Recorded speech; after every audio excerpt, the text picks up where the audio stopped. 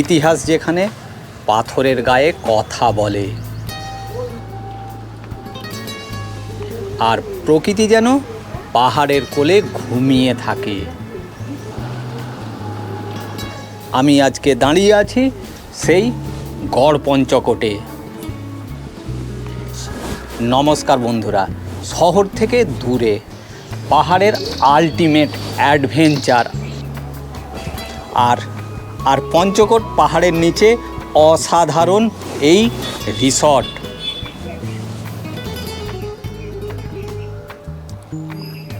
ইতিহাসের কোলে একটা দিন কাটাতে চান?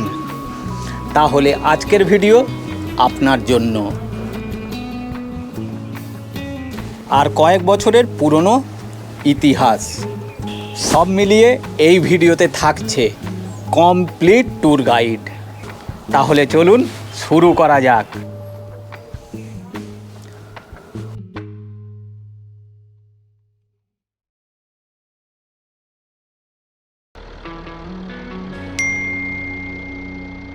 মোট 250 কিলোমিটার পথ অতিক্রম করার পর আমরা পৌঁছে গেলাম আমাদের আজকের আস্থানা।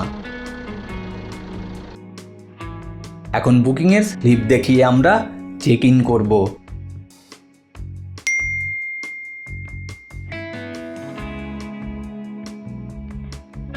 পশ্চিমবঙ্গ সরকারের WBFDC বা West Bengal forest development corporation পরিচালিত গড়পঞ্চকোট নেচার রিসর্ট হলো এই অঞ্চলের সবথেকে জনপ্রিয় এবং মনোরম থাকার জায়গা। এটি পাঞ্চেত পাহাড়ের একেবারে পাদদেশে অবস্থিত। রিসর্টের চারপাশ ঘন সবুজ বন জঙ্গলে ঘেরা।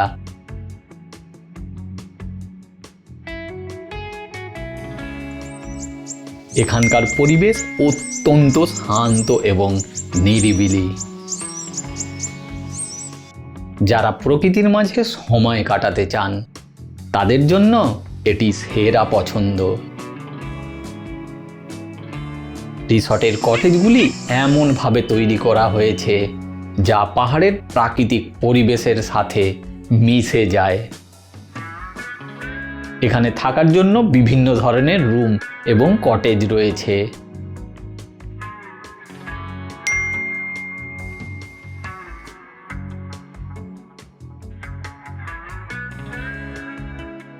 রুমগুলো বেশ বড় এবং পরিষ্কার পরিচ্ছন্ন। এছাড়াও 8 শয্যার একটি ডরমেটারি আছে। ভাড়া 700 টাকা প্রতি শয্যা। ড্রাইভারের অ্যাকোমোডেশনের জন্য 250 টাকা দিতে হয়। প্রতিটি কটেজের সামনে ছোট ছোট বাগান এবং বসার জায়গা করা আছে।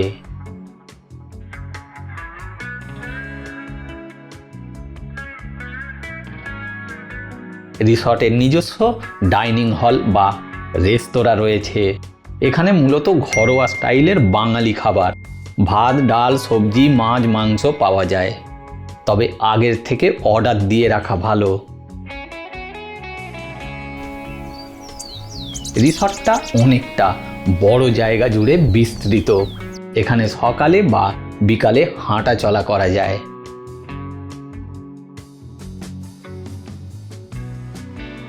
বাচ্চাদের জন্য ছোট পার্কও আছে।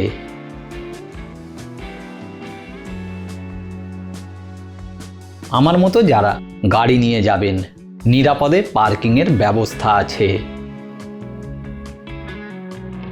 এই রিসর্টটি সাধারণত সবসময় বুকড থাকে, বিশেষ করে শীতকাল বা উইকেন্ডে।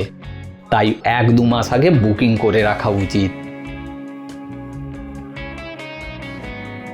এছাড়াও আশেপাশে অনেক প্রাইভেট রিসর্টও পেয়ে যাবেন 1500 থেকে 3000 টাকার মধ্যে।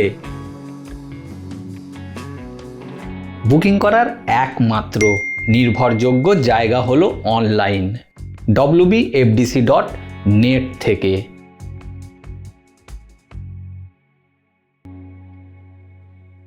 আর এখন আমাদের গন্তব্য পঞ্চকোট রাজাদের দুর্গ। এখান থেকে দূরত্ব 10 কিলোমিটার। গড়পঞ্চকোট নেচার রিসর্ট থেকে গড়পঞ্চকোট পঞ্চরত্ন মন্দির পর্যন্ত এই 10 কিলোমিটারের পথটি আশেপাশের বনাঞ্চল ও পাহাড়ি রাস্তা মিলিয়ে ঠিক যেন প্রকৃতির এক জীবন্ত ক্যানভাস। ইতিহাসের ধুলোমাখা পাতায় গড়পঞ্চকোট কেবল একটি রাজবংশের ধ্বংসাবশেষ নয়, এটি এক শৌর্য, স্থাপত্য এবং এক বিষণ্ণ পরিণতির মহাকাব্য। আজ থেকে প্রায় 250 বছর আগের কথা। পাঞ্চেত পাহাড়ের পাদদেশে তখন এক অন্য জগৎ। ঘন জঙ্গলে ঘেরা এই উপত্যকায় মাথা উঁচু করে দাঁড়িয়েছিল পঞ্চকোট রাজবংশের দুর্গ, যার নাম গড়পঞ্চকোট। রাজা গারুর নারায়ণ সিংয়ের রাজত্বে এই দুর্গ ছিল ঐশ্বর্য আর স্থাপত্যের এক অদ্ভুত মেলবন্ধন। 18 শতকের মাঝামাঝি সময়ে বর্গী আক্রমণের কবলে পড়ে ছারখার হয়ে গিয়েছিল এই সমৃদ্ধশালী রাজ্য। এই ঐশ্বর্য আজ কেবল ইটের স্তূপ, কিন্তু এই ধ্বংসাবশেষের আড়ালে লুকিয়ে আছে ত্যাগের কাহিনী। গড় রাজাদের কালী মন্দির, গড় রাজাদের সেই নিদর্শন। এই কালী মন্দির, ভেতরে গর্ভগৃহ। আজ বড় বড় পাথরের খিলান আর ভেঙে পড়া তোরণগুলির দিকে তাকালে মনে হয় তারা যেন ফিস ফিস করে কথা বলছে। পাঞ্চেত পাহাড়ের বাতাস আজও যেন সেই হারিয়ে যাওয়া রাজবংশের দীর্ঘশ্বাস বহন করে নিয়ে আসে।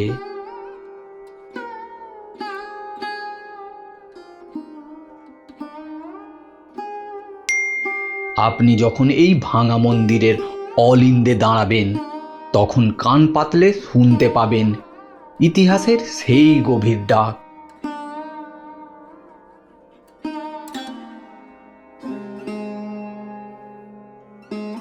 গড়পঞ্চকোট আজ কেবল পর্যটন কেন্দ্র নয়, এটি এক নীরব সাক্ষী, যা আমাদের মনে করিয়ে দেয় যে সময় সব কেড়ে নিলেও আত্মত্যাগ আর শিল্পের স্মৃতিকে মুছে ফেলতে পারে না।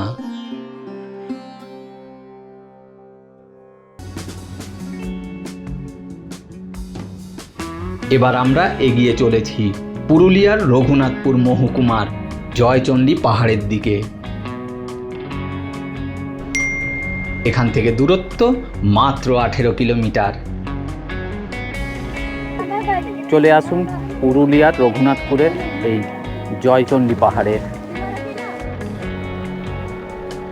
এই পাহাড় পর্যটকদের কাছে এক অনন্য আকর্ষণ।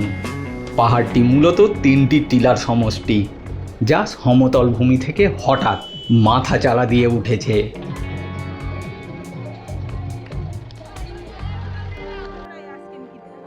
জয়চণ্ডী পাহাড়ের সব থেকে বড় পরিচিতি হলো সত্যজিৎ রায়ের কালজয়ী সিনেমা গুপি গাইন বাঘা বাইন।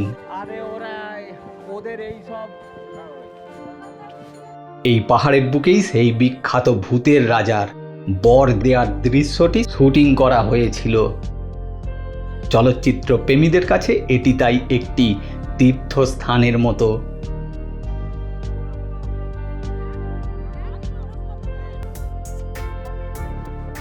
প্রায় 520টি সিঁড়ি ভেঙে ওপরে উঠলে মন্দিরে পৌঁছানো যায়।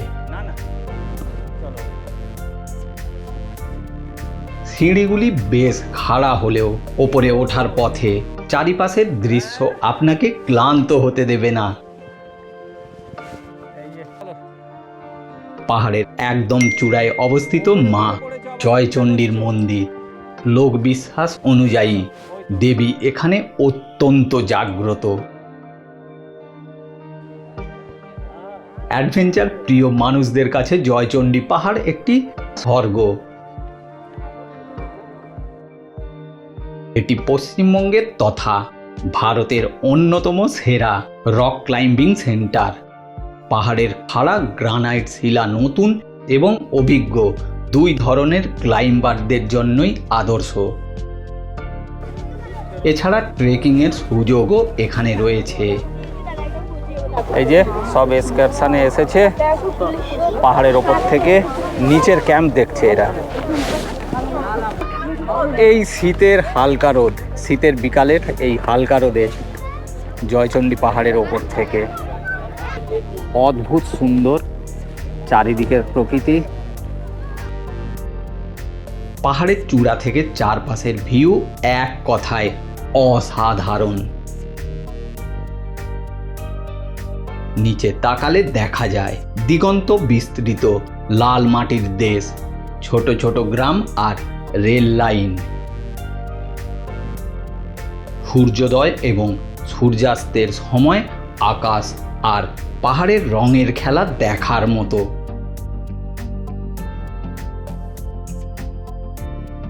প্রতি বছর ডিসেম্বর জানুয়ারি মাসে পাহাড়ের পাদদেশে এই বিশাল মেলা বসে, যা জয়চণ্ডী পাহাড় পর্যটন উৎসব নামেও পরিচিত। এখানে স্থানীয় আদিবাসী নৃত্য, ছৌ নাচ, হস্তশিল্প এবং কুটির শিল্পের প্রদর্শনী হয়। স্থানীয় সংস্কৃতির স্বাদ নিতে হলে এই সময়টি এখানে আসার জন্য সেরা। আগামীকাল হবে এই মেলার আনুষ্ঠানিক সূচনা। ফিরছি রিসর্টের দিকে। দিনের আলো ফুরিয়ে এসেছে।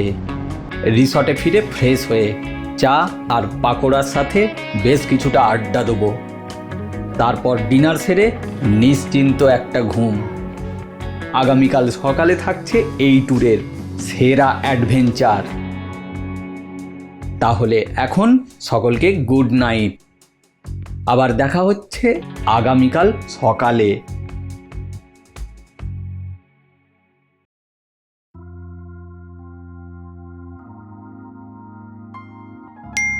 কটেজের জানালার বাইরে তাকিয়ে দেখলাম পাঞ্চেত পাহাড় যেন এক বিশাল সাদা চাদর মুড়ি দিয়ে ঘুমিয়ে আছে। কুয়াশার মোটা স্তর ভেদ করে জুতোর ফিতেটা যখন শক্ত করে বাঁধছি, তখন থেকেই মনটার ভেতর এক অদ্ভুত উত্তেজনা। লক্ষ্য পাঞ্চেত পাহাড়ের ওপরে ভিউ পয়েন্ট, যা সমুদ্রপৃষ্ঠ থেকে প্রায় 460 মিটার উঁচুতে।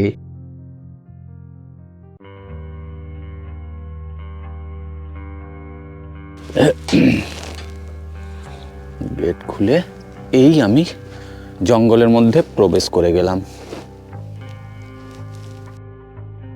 রিসর্টের গেট পেরিয়ে কয়েক পা এগোতেই শুরু হলো অরণ্যের পথ।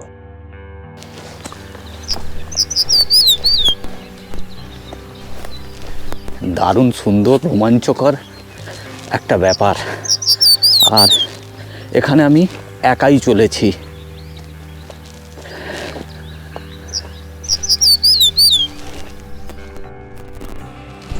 দুপাশে ঘন শাল পিয়াল আর মাহুল গাছের মেলা। সকালের নরম আলো এখনো কুয়াশা ভেদ করে বনের ভেতরে ঢুকতে পারেনি। বুনো লতাপাতা আর পাথুরে মাটির এক গন্ধ নাকে আসছে।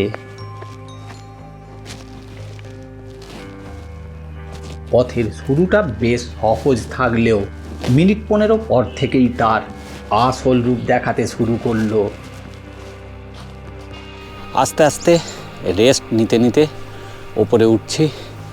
এরপরে দেখছি এলিভেশনটা বেশ খাড়াই। চারপাশটা এতটাই নিস্তব্ধ যে নিজের পায়ের নিচে শুকনো পাতার মচমচ শব্দও কানে তালা লাগিয়ে দিচ্ছে।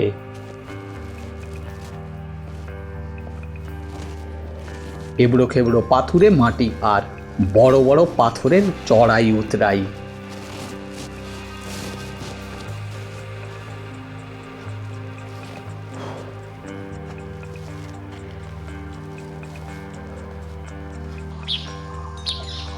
মাঝপথে একবার জিরিয়ে নিতে যখন একটা বড় পাথরের ওপরে বসলাম, আর নিচের দিকে তাকিয়ে বুকটা ধক করে উঠল। নিচের সুন্দর কটেজগুলি কুয়াশার ভেতর দিয়ে এখন ছোট্ট ছোট্ট খেলনা বাড়ির মতো দেখাচ্ছে।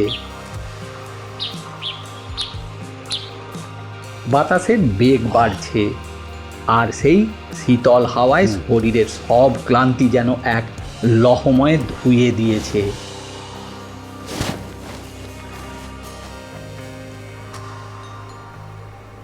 ট্রেকের শেষ অংশটা ছিল বেশ খাড়া, কোথাও কোথাও হাত দিয়ে পাথর আঁকড়ে ধরে উঠতে হচ্ছে।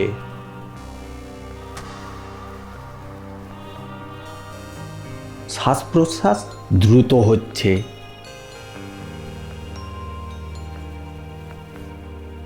কিন্তু মনের জেদ অদম্য। গড়পঞ্চকোট আসলে অবশ্যই চেষ্টা করবেন এই রোমাঞ্চকর অ্যাডভেঞ্চার আর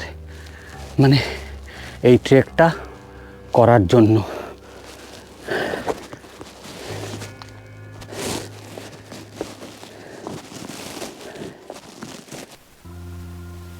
হঠাৎ করেই জঙ্গলটা পাতলা হয়ে এলো এবং চোখের সামনে খুলে গেল এক দিগন্ত বিস্তৃত ক্যানভাস।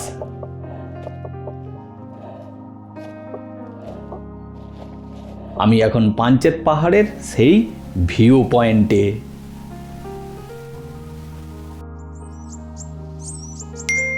আমার সামনে এখন মাইলের পর মাইল জুড়ে বয়ে চলা দামোদর নদ, তার ওপর পাঞ্চেত ড্যামের বিশাল বাঁধ আর ছোট ছোট টিলা। আকাশটা এখান থেকে অনেক বেশি নীল দেখায়, কিন্তু আমার ভাগ্য, এই কুয়াশা সেই সব কিছুকে মাটি করলেও এখানের কোলাহলমুক্ত এই পরিবেশ, নেই যান্ত্রিক জীবনের ব্যস্ততা, শুধু আছে এক অদ্ভুত প্রশান্তি। মনে হলো 1 ঘন্টার পরিশ্রম সার্থক হলো কেবল এই মুহূর্তটার জন্য। কুয়াশাগুলো ভেসে আসছে, অপরূপ সুন্দর। ফেরার পথে মনে হচ্ছিল পাহাড়টা যেন আমার সাথে সাথে নিচে নেমে আসছে। রিসর্টে যখন ফিরে এলাম তখন 10টা বেজে গেছে। কুয়াশা ভেদ করে হালকা রোদের দেখা মিলেছে, কিন্তু মনের মণিকোঠায় রয়ে গেছে এক নতুন গল্প, যেখানে পাহাড়, জঙ্গল আর আমি একাকার হয়ে গিয়েছিলাম।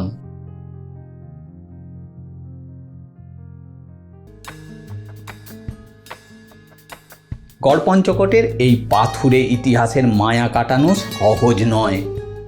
WBFDC রিসর্টের বাইরে থেকে শেষবার পাঞ্চেত পাহাড়ের শিখরের দিকে তাকিয়ে যখন গাড়িতে উঠলাম, মনে একটা অদ্ভুত প্রশান্তি কাজ করছিল। কিন্তু আমাদের এই যাত্রার শেষ চমক এখনো বাকি। নীল জলের দেশ বরন্তি। গড়পঞ্চকোট থেকে বরন্তির পথটা খুব দীর্ঘ নয়, কিন্তু পথের দুই পাশের দৃশ্য বদলে যায় নিমেষেই। পিছনে বরন্তি লেক, আর সেই তারই মাঝে দাঁড়িয়ে এখন আমি। যখন আমরা মুরাডি পাহাড়ের পাদদেশে এসে পৌঁছালাম, চোখের সামনে এক বিশাল নীল ক্যানভাস খুলে গেল। চারিদিকে পাহাড়ের ঘেরাটোপে শান্ত হয়ে শুয়ে আছে বরন্তি লেকের টলটলে জল।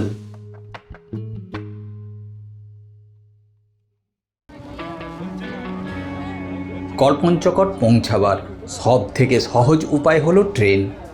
হাওড়া বা শিয়ালদা থেকে ট্রেন ধরে চলে আসুন আসানসোল। সেখান থেকে অটো বা গাড়ি ভাড়া করে 31 কিলোমিটার দূরে গড়পঞ্চকোট। এছাড়াও বরাকর থেকে 18 কিমি এবং কুমারডুবি স্টেশন থেকে মাত্র 17 কিমি। আর এই পথে সহজেই গাড়ি পাওয়া যায়। আসানসোল বা বরাকর স্টেশন থেকে গাড়ি ভাড়া করে এখানে পৌঁছাতে 45 মিনিট থেকে 1 ঘন্টা সময় লাগে।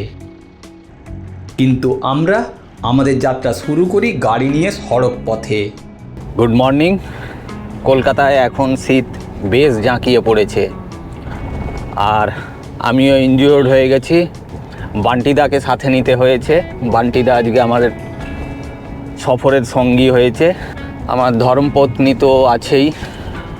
সোদপুর থেকে রাতুলদা, তার পরিবার যুক্ত হবে আমাদের সঙ্গে। শহর কলকাতার যান্ত্রিকতা পিছনে ফেলে আজ আমরা চলেছি ইতিহাস আর প্রকৃতির সন্ধানে। গন্তব্য পুরুলিয়ার গড় পঞ্চকোট। হাইওয়ে দিয়ে ছুটে চলা আর দুপাশের সবুজ দৃশ্য। আমাদের রোড ট্রিপের শুরুটা ছিল দারুণ। ডানকুনির টোল পার করে NH-16কে বাম দিকে রেখে NH-19 ধরে আমরা প্রথম দাঁড়াবো শক্তিগড়ে। কলকাতা থেকে গড় পঞ্চকোট এই পথে মোট 5 বারে টোল দিতে হবে 470 টাকা। পুরো পথটাই 6 লেন আর একেবারে মসৃণ। শক্তিগড় পৌঁছে গেলাম। এখানে এসে ব্রেকফাস্টে গরম গরম কচুরি আর শক্তিগড়ের বিখ্যাত ল্যাংচা না খেলে যাত্রাটাই যেন অসম্পূর্ণ থেকে যায়।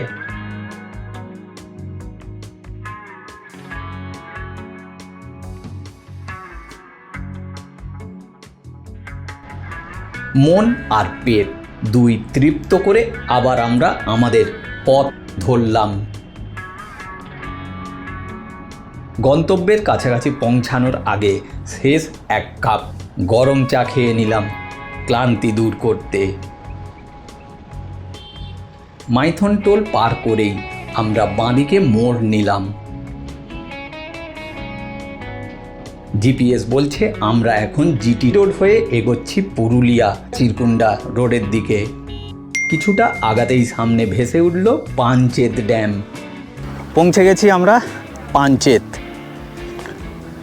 নামছি, যাই ড্যামের জলকে একটু স্পর্শ করে আসি। একদম পরিষ্কার স্বচ্ছ জল।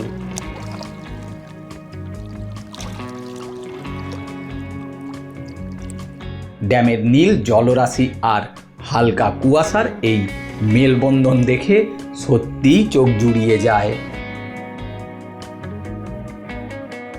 মোট 250 কিলোমিটার পথ অতিক্রম করার পর আমরা পৌঁছে গেলাম আমাদের আজকের আস্থানা WBFDC গড় পঞ্চকোট নেচার রিসর্ট।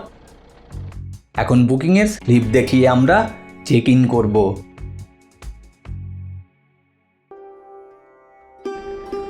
অবশেষে ফেরার জন্য গাড়িতে উঠলাম। তখন অনেকটা বেলা হয়ে গেছে। সাথে করে নিয়ে চললাম এক অদ্ভুত অনুভূতি। একদিকে কয়েকশো বছরের পুরনো বীরগাথা আর অন্যদিকে প্রকৃতির এক শান্ত নিটল কবিতা। গড় পঞ্চকোট, পাঞ্চেত ড্যাম, জয়চণ্ডী পাহাড় আর বরন্তী, এই সব মিলেই পূর্ণতা পেল আমাদের এই ছোট্ট অথচ সার্থক সফর।